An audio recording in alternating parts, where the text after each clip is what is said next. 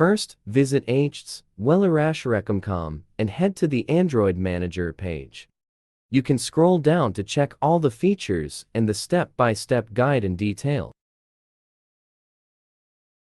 After that, click the Back to Top button. Click the Try for Free option to download it on your computer. Double-click the iReaShare Android Manager installer to install it on your computer by following the step-by-step guide.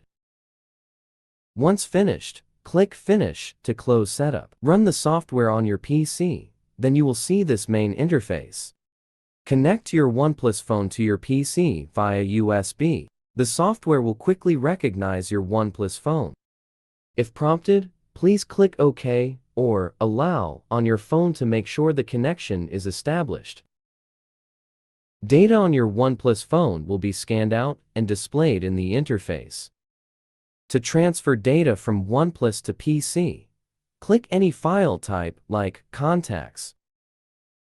You can scroll down to preview all data in detail. Tick off the data you want to transfer to your PC, then click Export. Select the file format you want to save, then choose a location to save it.